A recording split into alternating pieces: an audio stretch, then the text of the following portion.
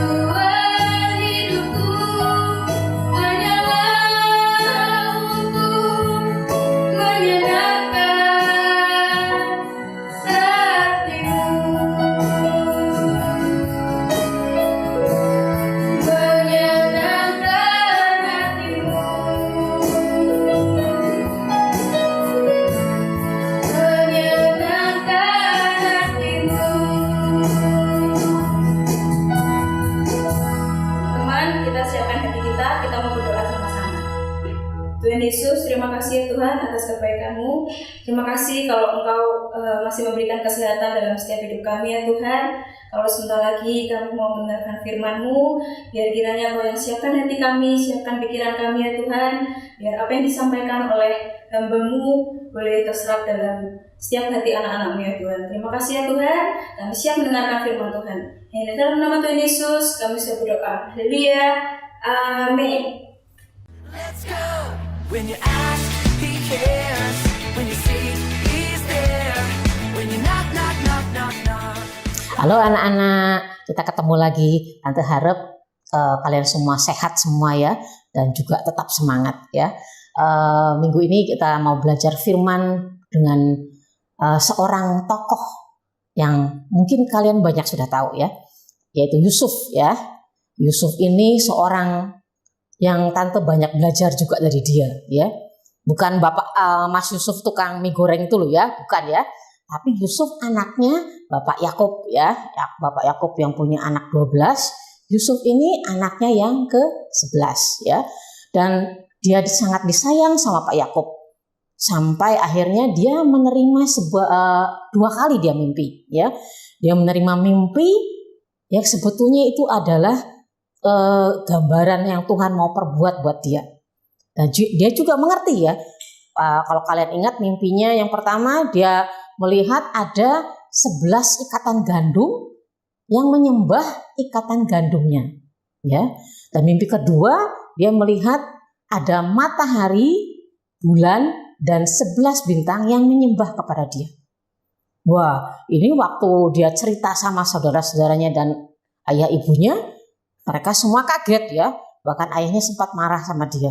Masa bapak ibumu menyembah engkau? Gitu. Dianggapnya anak apaan itu, ya? Oh, masa bapak ibunya suruh nyembah anaknya? Tapi mereka tidak tahu apa yang akan terjadi kemudian, ya. Dan kalau kalian ingat ceritanya, sesudah itu diperkirakan umurnya waktu Yusuf menerima mimpi itu sekitar 17 tahun, ya. Jadi masih remaja, anak SMA kalau sekarang, ya. Tapi sesudah dia menerima mimpi itu, dia tidak langsung menikmati penggenapan dari mimpinya itu, ya. Tapi kalau tante hitung, ya, kalian semua juga bisa hitung, dia mengalami proses yang lama, 13 tahun, ya. Pertama prosesnya, semuanya sebetulnya prosesnya nggak enak, menyakitkan, ya. Yang pertama dia dijual sama saudara-saudaranya. Saudaranya sendiri menjual dia, kakak-kakaknya, ya. Kakak-kakaknya yang biasanya seharusnya menjagai dia, melindungi dia, mengajari dia, malah menjual dia sebagai budak. Dia dijual sebagai budak kepada orang Mesir, kepada pedagang yang lewat waktu itu yang akhirnya dibeli oleh seorang pegawai Firaun, ya, orang Mesir. Dan akhirnya Yusuf yang dulu anak kesayangan ayahnya jadi seorang budak, disuruh kerja. Dari pagi sampai malam dia harus kerja keras, ya, mengerjakan yang mungkin pekerjaan yang dulu dia nggak pernah mengerjakan, ya. Tapi di Alkitab kita membaca Yusuf akhirnya disukai oleh Bapak Potifar yang jadi majikannya. Kok bisa, ya? Kalau kita melihat pekerjaan yang dilakukan oleh Yusuf sebetulnya pekerjaan yang tidak enak. Tapi kalau akhirnya dia disukai oleh majikannya, itu berarti Yusuf sudah melakukan pekerjaannya dengan segenap hati, melakukan yang terbaik yang dia bisa kerjakan, ya, sampai akhirnya dia dipercayai oleh majikannya untuk mengurus segala sesuatunya, ya. Dan selain itu kita juga belajar karena pada akhirnya istri Potifar itu mengajak Yusuf berbuat dosa, tapi Yusuf langsung menolaknya. Tapi karena menolaknya, akhirnya dia difitnah oleh istri Potifar sampai akhirnya dia dimasukkan penjara. Dia sesudah jadi budak malah jadi seorang tahanan, ya, masuk penjara, lebih nggak enak lagi, ya, dia nggak bisa kemana-mana. Tapi kita juga baca di Alkitab kalau akhirnya kepala penjara juga menyukai Yusuf, ya, sampai Yusuf akhirnya diberi kepercayaan juga untuk melayani tahanan yang lainnya. Nah, dari sini kita juga belajar artinya sikap Yusuf itu dia mempunyai sikap yang menyenangkan orang lain, yang membuat kepala penjara itu suka kepadanya.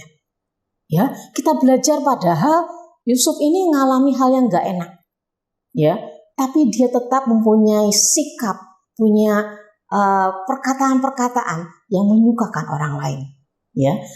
Dan akhirnya sampai Tuhan pada waktunya dia diangkat jadi seorang kepercayaan raja. Ya, dia jadi budak awalnya dari budak jadi kepercayaan majikannya. Terus akhirnya dia jadi seorang tahanan, ya, di penjara, jadi kepercayaan kepala penjara. Terus akhirnya dia karena dia bisa mengartikan mimpi Raja Firaun, ya, yang berkuasa waktu itu, dia mengartikan mimpinya dan ternyata memang tepat. Kenapa? Karena dia mendapat hikmat dari Tuhan. Nah, dari cerita kisah Yusuf ini kita belajar bahwa Yusuf dalam keadaan sulitnya, dalam keadaan yang tidak enaknya, mungkin menyakitkan dia. Dia kalau ingat mungkin kalau waktu dia bekerja di di rumahnya Potifar, dia ingat saudara-saudaranya, dia ingat ayahnya, ibunya. Dulu dia hidup senang di rumahnya, ya disayangi sama ayahnya. Dia terus melihat kehidupannya waktu itu, dia pasti sedih, ya. Dia pasti menangis. Dia mungkin kangen sama ayah ibunya, sama saudara-saudaranya, sama adiknya Benyamin apalagi, ya.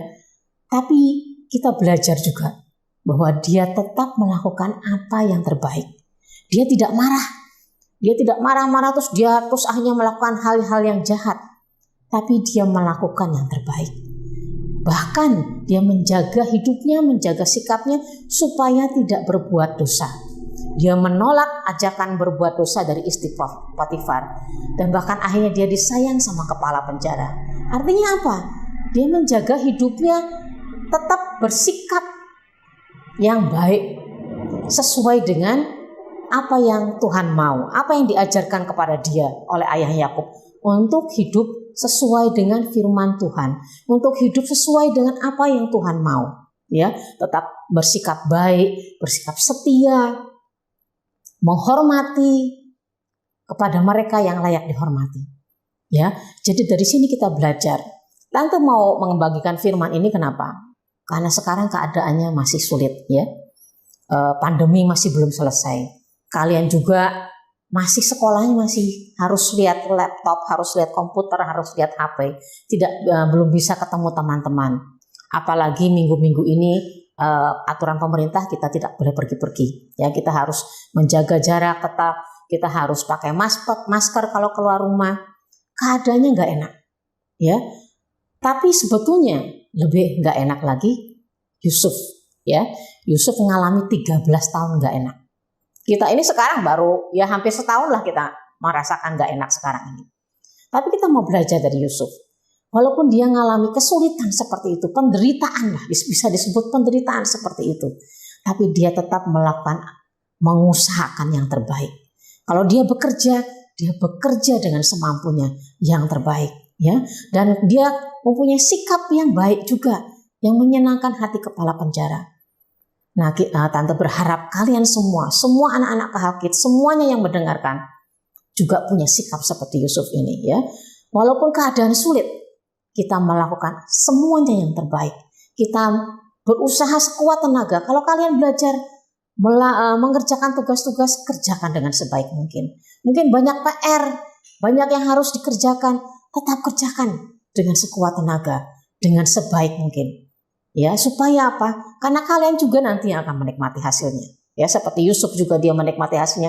Dia disayang oleh majikannya, disayang oleh kepala penjara sampai akhirnya dia menjadi kepercayaan Raja Firaun. Ya, jadi kita mau belajar tetap menjaga hati kita, menjaga sikap kita, perbuatan kita, perkataan kita juga. Ya, kalau kita sering mengeluh, sekarang berhenti mengeluh, belajar. Ya, bersukacita, mengucap syukur dalam keadaan apapun juga, menjadi berkat bagi keluarga kita, bagi orang tua. Ya, dengan apa? Dengan perkataan kita, dengan sikap kita yang mengucap syukur. Kalau kita mengeluh, itu orang tua kita, orang tua anak-anak juga kalian tidak semuanya mungkin, tapi mereka mungkin ada yang mengalami kesulitan juga dalam pekerjaan mereka. Ya, jadi kalian sebagai anak-anak berdoa, belajar mendukung mereka dengan sikap perbuatan kita yang menyenangkan mereka, dan terlebih lagi berdoa untuk mereka, ya, sehingga pada akhirnya pada waktunya nanti Tuhan akan menjadikan segala sesuatunya menjadi baik pada waktunya. Ya, kalau kita pada baca di Alkitab, pada akhirnya ketika Yusuf jadi penguasa di Mesir, mimpinya itu digenapi. Ya, ayahnya datang bersama keluarganya semua kakak-kakaknya, adiknya semua datang, dan mereka datang memang menyembah Yusuf. Kenapa? Karena Yusuf memang seorang penguasa di Mesir, menjadi kepercayaan Raja Firaun, menjadi orang kedua tangan kanannya Firaun waktu itu, dan semuanya memang diharuskan menyembah Yusuf. Tapi Yusuf tidak marah kepada saudara-saudaranya, tidak mendendam. Yusuf mengampuni saudara-saudaranya. Dan ketika saudara-saudaranya ketakutan minta ampun sama Yusuf, Yusuf berkata, kalian memang mereka-rekakan atau melakukan apa yang jahat kepadaku. Tapi Tuhan mengubahkan kejahatan itu menjadi kebaikan. Yaitu untuk tujuan menyelamatkan bangsa-bangsa, yaitu bangsa Mesir, ya, dan juga menyelamatkan bangsa Israel, ya.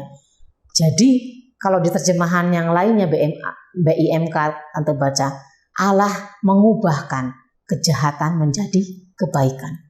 Tuhan sanggup menjadikan seperti itu. Jadi kalau Yusuf mengalami seperti itu, nah sekarang kita belajar, Tuhan juga bisa mengubahkan keadaan yang sulit ini menjadi kebaikan buat kita. Bagaimana caranya? Tante juga nggak tahu, ya. Tapi Tante percaya Tuhan sanggup, ya. Ya, kita semua belajar sama Yusuf, ya. Tante ingatkan kalian untuk terus bertekun, untuk terus setia, untuk terus bekerja, melakukan apa yang jadi tugas kalian dengan sebaik-baiknya, ya. Dan untuk ayat hafalan minggu ini, ya kan, Tante biasa memberikan ayat hafalan. Kalian bisa buka di Pengkhotbah 3 ayat 11. Tapi Tante minta kalian hafalkan ayat yang atasnya, kalimat yang pertama saja, yaitu Ia menjadikan segala sesuatu indah pada waktunya. Ya, Tuhan sanggup melakukannya. Dia sanggup melakukan apa yang tidak baik menjadi indah. Ya, kalau kalian belajar dari Yusuf ini, kita juga mau seperti Yusuf itu. Ya, kalian yang terutama untuk anak-anak Karanganyar, Tante minta supaya seperti biasa kalian memberikan rekaman video atau pesan suara ayat hafalan ini, ya.